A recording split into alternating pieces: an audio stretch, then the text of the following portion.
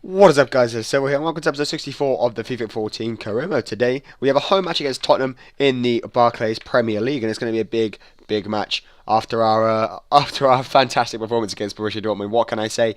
We have an opponent in the form of Spurs who are good in the league and who always possess a challenge to us whenever we've played them. Now, that being said, we take a look at the potential job offerings.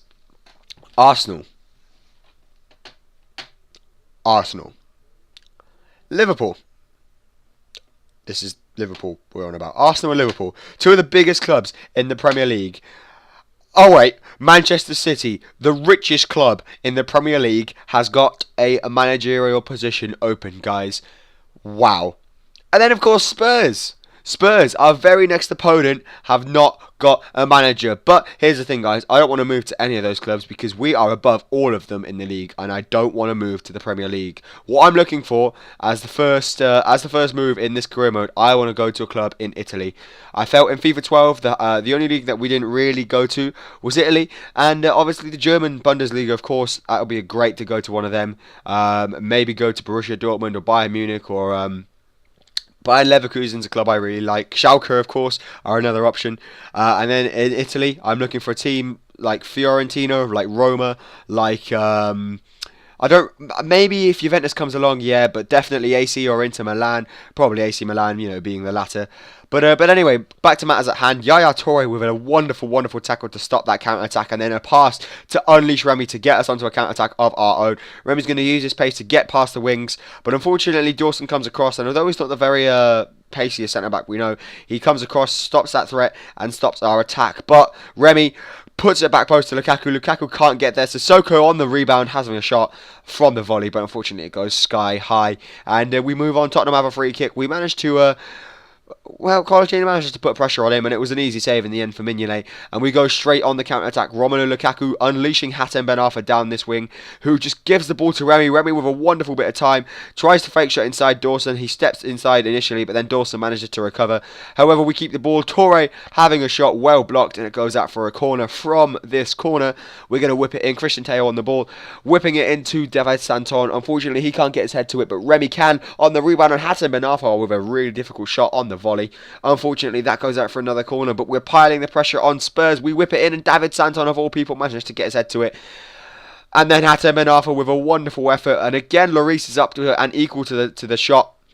But the ball is still in our possession. Christian Teo out wide, whips it back in, and this time Lloris manages to claim. And that was pretty much it for the first half. We just had time for one last Spurs attack. They go straight for the middle, perhaps should have gone out wide. I think Christian Eriksen was the option here on this near side, but they muck it up. And that was it, half time, 0-0. One of the most eventful first halves, goalless first halves I might add, in my career.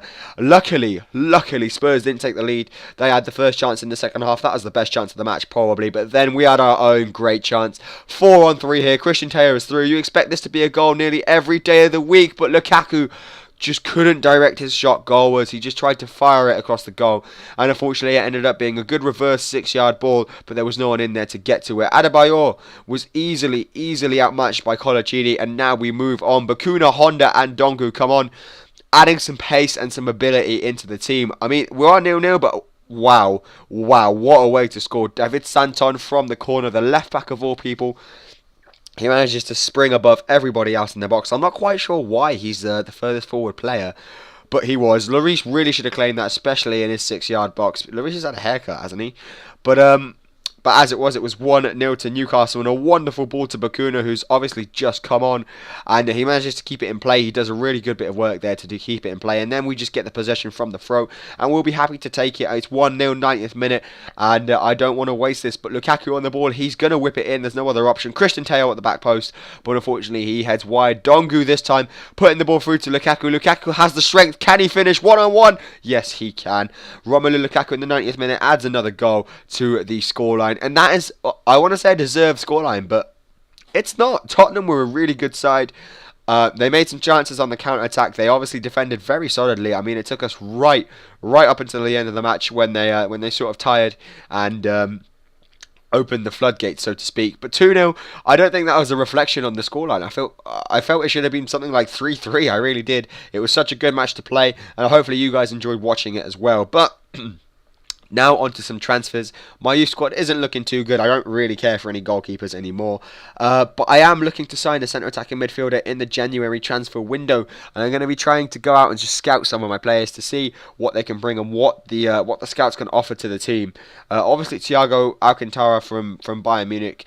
He is a massive, massive signing. If we can get him, that would be perfect. He's probably number 1 on my list. But alongside him, we have Julian Draxler from Schalke, of course, of all teams. The guy to the left there, I'm not sure how to pronounce his name, so I'm not going to try, but he looks like a potential signing too. This guy, he has some stats in the 90s probably.